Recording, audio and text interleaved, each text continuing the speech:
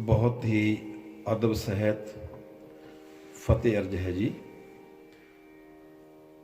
जिन्ने भी इस वेले प्रोग्राम श्रवण कर रहे हो सारे ही बड़े प्यार शरधा नाल बुलाओ फतेह। वाहिगुरु जी का खालसा वाहिगुरु जी की फतेह। अज दे श्लोक विच यह है 14वां श्लोक। श्रवण करते हैं पहला पाठ, उस तो बाद आप उसकी विचार करांगे। आज्ञा बख्शिश करो जी। उस्तुत निंदया नाहे जय कंचन लोह समान। कहो नानक सुन रे मना मुक्त तहे तजा। कहो नानक सुन रे मना मुक्त तहे तजा। उस्तत निंदया नाहि जय कंचन लोह समान। सतगुरु तेग बहादुर महाराज जी का यह पावन पवित्र श्लोक 14वां है जी। जदों जीवन दे विचों सच उतरदा है ना, जो जीवन थोड़े दिल दे विच सच उतरदा है तो जीवन विचों हर चीज़ आत उहदी मुक जाती है। असी सच दी उस्तत की करांगे जेकर आपां सारे मिल के सच तो उपर शब्द किहड़ा है? शब्द है ही सच, है ही हकीकत। ते हकीकत की है, सच की है? परमात्मा। अगर मैं ये कहां कि सच बहुत वड्डा है, सच बहुत वड्डा है, ये तो पागलपन की गल होगी। सच नूं दोहराउण दी लोड़ नहीं। जे कोई दोहरा रहा है तो समझो जरूर कोई फर्क है, उसके पल्ले झूठ होगा। कई बार वैसे वेखते हैं ना, जे कोई झूठ बोल रहा हो ना, वो वार वार कहेगा मैं बिल्कुल सही कह, मैं बिल्कुल सही कह रहा हाँ। ये मतलब जो ज़्यादा कहता ना कोई फर्क है। सो इस करके निंदा करने वास्ते भी कोई कमजोरी चाहिए है ना। सच में कोई कमजोरी नहीं। सचियार बंदियां विच भी एक कमजोरी नहीं। उस्तत अते निंदा एक तमाशा है जिहड़ा कुछ अपने प्रति हुंदा है, कुछ दूसरे प्रति। असीं अपनी उस्तत चाहुंदे हां भी साडी कोई सिफत करी जावे, फिर खुश हैं असीं, ते दूजे दी निंदा करी जावे। जिस वेले ये हरि दे गुण अस समझ लीए, अपने अपगुण नजर आउण लग पैण, तो फिर ये कहंदा कि तेरे गुण बहुते मैं एक न जानिया। मैं मूर्ख कश दीजे, या फिर कबीर ना हम किया ना करेंगे, ना कर सके शरीर। क्या जानो किश हर किया भयो कबीर कबीर। ऐसा मनुख निंदा भी करे अते जिहड़ा सुने, जिहड़ा इस गल नूं वो समझ गया कि ना को मूर्ख ना को सियाणा, वरते सब कुछ तेरा पाना। वो ते सोना अते लोहा, अमीरी गरीबी, मान अपमान, सुख दुख दोनों सब कर जानो। ना गुरबाणी विच सुख दुख जोनो दोनों सम कर जानो, और मान अपमाना, हरख सुगते रहे तीता, तिन जग तत पछाना। ਉਹਨੇ ਆਪਣੇ ਜੀਵਨ ਦੇ ਤੱਤ ਨੂੰ ਸਮਝ ਲਿਆ, ਜੀਵਨ ਦੇ ਸਾਰ ਨੂੰ ਸਮਝ ਲਿਆ। ਆ ਇਸੇ ਕਰਕੇ ਅਸੀਂ ਪਾਠ ਪੂਜਾ ਜਾਂ ਵਿਆਖਿਆ ਕਰਦੇ ਹਾਂ ਕਿ ਅਸੀਂ ਤੱਤ ਨੂੰ ਸਮਝ ਲਈਏ।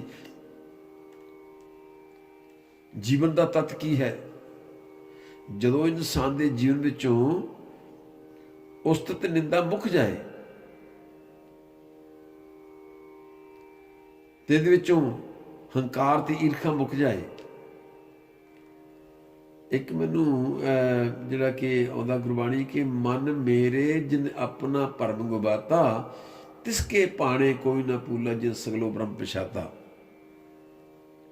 ਨਿੰਦਿਆ ਦੀ ਗੱਲ ਚੱਲੀ ਹੈ ਤੇ ਮੈਨੂੰ ਇੱਕ ਯਾਦ ਆਈ ਕਿ ਧੰਨ ਸ਼੍ਰੀ ਗੁਰੂ ਸਾਹਿਬ ਦੇ ਅੰਦਰ 953 ਤੇ ਇੱਕ ਸ਼ਬਦ ਹੈ।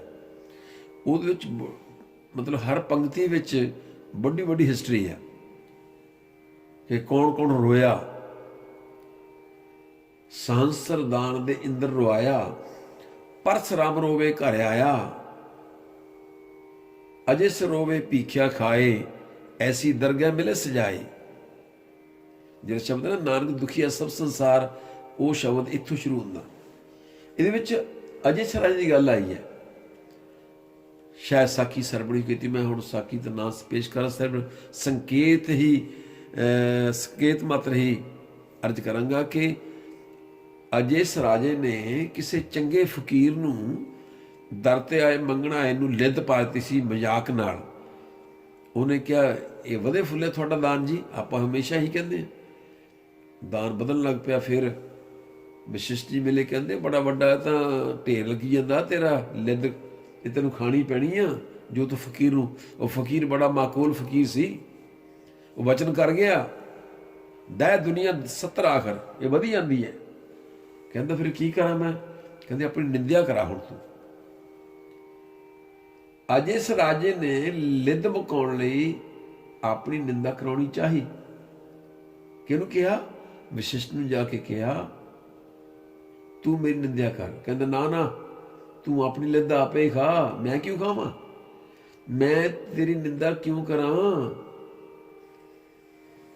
ਨਾ ਮੈਂ ਤੇਰੀ ਉਸਤਤ ਦੀ ਲਿੱਦ ਖਾਧੀ ਹੈ, ਨਾ ਹੀ ਨਿੰਦਾ ਦੀ ਖਾਵਾਂਗਾ। ਇੱਕ ਬੜੀ ਪੁਰਾਣੀ ਕਹਾਣੀ, ਇੱਕ ਇਹਦਾ ਮਤਲਬ ਸਾਖੀ ਹੈ ਜੀ।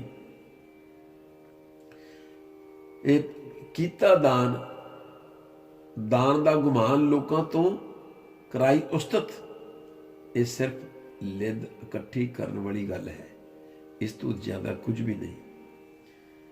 ਕੋਈ ਰਾਜਾ ਲਿੱਦ ਦਾਨ ਨਹੀਂ ਕਰਦਾ, ਜੇ ਨਹੀਂ ਵੀ ਕਰਦਾ ਫਿਰ ਉਹ ਘੋੜੇ ਦਾਨ ਕਰ ਰਿਹਾ ਹੈ। ਤੇ ਘੋੜੇ ਦਾਨ ਕਰਨਾ ਵੀ ਤਾਂ ਲਿੱਦ ਹੀ ਹੈ ਨਾ। ਰਾਜਾ ਕਰਨ ਹੋਇਆ, ਰਾਜਾ ਕਰਨ। ਇੱਥੇ ਮੈਂ ਗੱਲ ਕਰਾਂ ਕਿ ਜੇ ਉਸ ਰਾਜੇ ਨੇ ਲਿੱਦ ਦਾਨ ਕੀਤੀ ਸੀ, ਉਹਨੂੰ ਫਿਰ ਉਹਨੇ ਆਪਣੀ ਨਿੰਦਿਆ ਕਰਾਈ ਸੀ, ਫਿਰ ਖਾਣੀ ਪਈ ਸੀ। ਕਰਨ ਕਹਿੰਦੇ ਸੋਨਾ ਦਾਨ ਕਰਦਾ ਸੀ ਲੋਕਾਂ ਨੂੰ, ਸੋਨਾ ਦਾਨ ਕਰਦਾ ਰਿਹਾ, ਅੰਤ ਸੋਨਾ ਹੀ ਖਾ। ਹੁਣ ਜਿਸ ਵੇਲੇ ਉਹਨੂੰ ਉਹਦਾ ਫਲ ਮਿਲਿਆ ਕਿ ਸੋਨਾ ਖਾਵੇ ਕਿਵੇਂ, ਸੋਨਾ ਖਾਧਾ ਨਹੀਂ ਜਾਂਦਾ, ਲਿੱਦ ਵੀ ਨਹੀਂ ਖਾਧੀ ਜਾਂਦੀ, ਹਿਸਾਬ ਦੋਨੋਂ ਬਰਾਬਰ ਨੇ। ਅਜੇ ਸਵਰ ਕੇ ਰਾਜੇ ਨੂੰ ਕੋਈ ਜਗਾਉਣ ਵਾਲਾ ਚਾਹੀਦਾ ਹੈ, ਪਰ ਇਹ ਕੁਰਾਹੀ ਪੈ ਗਿਆ, ਗੁਰੂ ਦੀ ਸ਼ਰਨ ਨਹੀਂ ਫੜ ਸਕਿਆ।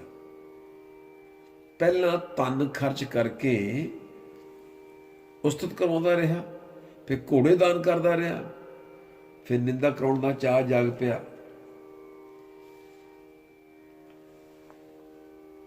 ਇਸ ਵਿਚਾਰ ਤੋਂ ਸਾਨੂੰ ਮਿਲਦਾ ਕੀ ਹੈ? ਕਦੇ ਕਿਸੇ ਦੀ ਨਿੰਦਿਆ ਨਾ ਕਰੋ। ਜਿਹਦੀ ਨਿੰਦਾ ਹੁੰਦੀ ਹੈ ਉਹਦੇ ਤੇ ਪਾਪ ਧੁੱਪ ਜਾਂਦੇ ਹਨ। ਜਿਵੇਂ ਕਬੀਰ ਸਾਹਿਬ ਜੀ ਫਰਮਾਉਂਦੇ, ਨਿੰਦੋ ਮੋਕੋ ਲੋਗ ਨਿੰਦਾ ਜਨ ਕੋ ਖਰੀ ਪਿਆਰੀ। ਉਹ ਕਹਿੰਦੇ ਨਿੰਦਾ ਬਾਪ, ਨਿੰਦਾ ਮਹਤਾਰੀ। ਕਬੀਰ ਸਾਹਿਬ ਬੜੇ ਖੁਸ਼ ਹੁੰਦੇ ਨੇ, ਕਹਿੰਦੇ ਸਾਨੂੰ ਕਰੋ ਨਿੰਦਿਆ, ਰਜੇ ਕਰੋ। ਘਾਟਾ ਨਿੰਦਿਆ ਕਰਨ ਵਾਲੇ ਨੂੰ। ਇਸ ਲਈ ਆਪਾਂ ਇਸ ਆਪਾਂ ਜੋ ਇਸ ਟਾਈਮ ਆਪਣਾ ਟਾਈਮ ਲਾ ਕੇ ਸੁਣ ਰਹੇ ਹਾਂ ਜਾਂ ਵਿਚਾਰ ਕਰਦੇ ਹਾਂ, ਇਹ ਤੋਂ ਸਿੱਖਿਆ ਲਈਏ। ਫਰੀਦਾ ਖਾਕ ਨ ਨਿੰਦੀਏ ਨਾ, ਖਾਕੂ ਜੇੜ ਨਾ ਕੋਈ, ਜੀਵਦਿਆਂ ਪੈਰਾਂ ਤਲੇ ਮੋਇਆ ਉੱਪਰ ਹੋਏ। ਜਦੋਂ ਬੰਦਿਆਂ ਵਿੱਚ ਰੱਬ ਦਿਸਦਾ ਹੈ, ਫਿਰ ਤੁਸੀਂ ਨਿੰਦਾ ਕਿਵੇਂ ਕਰੋਗੇ? ਉਸਤਤ ਨਿੰਦਾ ਇਹ ਸਮਝ ਲਓ।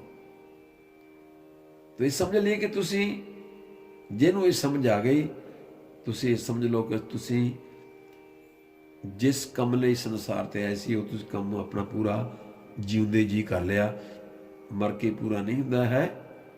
तुसी अपना जन्म सवार लिया, तुसी सुरखरू हो गए। कदों? जदों खालकत विच खालक नजर आ जाए। खालक है परिपूर्ण परमात्मा। फरीदा खालक खलक में, खलक बसेरा माहे। फरीदा खालक खलक में, खलक बसेरा माहे। बई मंदा किसनों आखिए, ਜਾਂ ਤਿਸ ਬਿਨ ਕੋਈ ਨਾ ਹੈ। ਇਸ ਕਰਕੇ ਪਿਆਰਿਓ, ਹੱਥ ਜੋੜ ਕੇ ਬੇਨਤੀ ਹੈ, ਮੇਰੇ ਵਾਸਤੇ ਤੁਸੀਂ ਅਰਜ਼ ਕਰੋ, ਅਰਦਾਸ ਕਰੋ, ਤੁਸੀਂ ਵੀ ਸਾਰੇ ਇਹ ਅੱਜ ਪੜ੍ਹਨ ਕਰੀਏ ਕਿ ਕਿਸੇ ਦੀ ਨਿੰਦਿਆ ਨਹੀਂ ਕਰਨੀ, ਉਸ ਪਰਮਾਤਮਾ ਦੀ ਉਸਤਤ ਕਰਨੀ ਹੈ, ਜਿਹਨੂੰ ਵੱਡਾ ਵੱਡਾ ਕਹਿ ਕੇ ਸਾਡੀ ਸਾਂਝ ਬਣਨੀ ਹੈ। ਤੂੰ ਮੰਦਾ ਕਿਸ ਨੂੰ ਆਖੀਏ, ਜਾਂ ਤਿਸ ਬਿਨ ਕੋਈ ਨਾ ਹੈ। ਜਦੋਂ ਪਦਾਰਥਾਂ ਚੋਂ ਪਰਮਾਤਮਾ ਦਿਸਦਾ ਹੈ, ਉਹਦੇ ਵਾਸਤੇ ਸੋਨਾ ਤੇ ਲੋਹਾ ਬਰਾਬਰ ਹੋ ਜਾਂਦੇ ਨੇ। ਜਿਸ ਦੀ ਇਹ ਅਵਸਥਾ ਬਣ ਜਾਏ, ਭਾਵੇਂ ਉਹ ਅਮੀਰ ਹੋਵੇ ਭਾਵੇਂ ਹੋਵੇ ਗਰੀਬ, ਉਹ ਜੀਵਨ ਮੁਕਤ ਹੋ ਜਾਂਦਾ ਹੈ। ਸੋ ਇਸ ਲਈ ਸਤਿਗੁਰੂ ਜੀ ਫਰਮਾਉਂਦੇ ਹਨ, सतगुरु गुरु तेग बहादुर महाराज जी की, उस्तत निंदिया नाहे जय, कंचन लोह समान, कहो नानक सुन रे मना, मुक्त ताहे तै जान। आई तो साड़ी मंजिल है, मुक्त होने वास्ते तां आए हैं, तां कि अगे परमात्मा दे जाके सानू फिटकारा ना पैण, है ना। गुरबाणी विच सारा स्पष्ट कीता है, रे रे दरगे कहे ना को, आओ बैठ आदर शुभ देओ। ਉੱਥੇ ਨਿਰਾਦਰ ਵੀ ਬਹੁਤ ਹੁੰਦਾ ਹੈ। ਸੋ ਇਸ ਕਰਕੇ ਜ਼ਿੰਦਗੀ ਦਾ ਸਮਾਂ ਜਾ ਰਿਹਾ ਹੈ, ਅਗਲਾ ਸਮਾਂ ਪਤਾ ਨਹੀਂ ਕਿੰਨਾ ਬਾਕੀ ਹੈ। ਇਸ ਲਈ ਬੜੇ ਸੁਚੇਤ ਰਹੋ, ਬੜੇ ਧਿਆਨ ਨਾਲ। ਕਿਸੇ ਦੀ ਨਿੰਦਿਆ ਨਹੀਂ ਕਰਨੀ, ਉਸਤਤ ਕਰਨੀ ਹੈ ਪਰਮਾਤਮਾ ਦੀ। ਦੂਜੇ ਦੇ ਆਪਾਂ ਦੇਖੀਏ ਗੁਣ, ਆਪਣੇ ਦੇਖੀਏ ਅਵਗੁਣ। ਇੱਕ ਦਿਨ ਐਸਾ ਆਏਗਾ, ਹਰ ਰੋਜ਼ ਇਸ ਤਰ੍ਹਾਂ ਪ੍ਰੈਕਟਿਸ ਕਰਦੇ ਕਰਦੇ, ਇਸ ਤਰ੍ਹਾਂ ਅਭਿਆਸ ਕਰਦੇ ਕਰਦੇ ਅਸੀਂ ਆਪ ਹੀ ਗੁਣ ਨਾਲ ਭਰ ਜਾਵਾਂਗੇ। ਬਹੁਤ ਬਹੁਤ ਧੰਨਵਾਦ ਆਪ ਸਭ ਦਾ।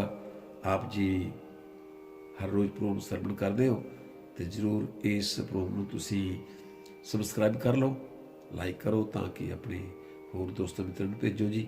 ਸੋ ਇਸ ਆਪਾਂ ਹੁਣ ਅਗਲਾ ਜਿਹੜਾ ਸ਼ਲੋਕ ਹੈ, 15ਵਾਂ ਸ਼ਲੋਕ ਪੇਸ਼ ਕਰਾਂਗੇ। ਧੰਨਵਾਦ ਜੀ। ਵਾਹਿਗੁਰੂ ਜੀ ਕਾ ਖਾਲਸਾ, ਵਾਹਿਗੁਰੂ ਜੀ ਕੀ ਫਤਿਹ।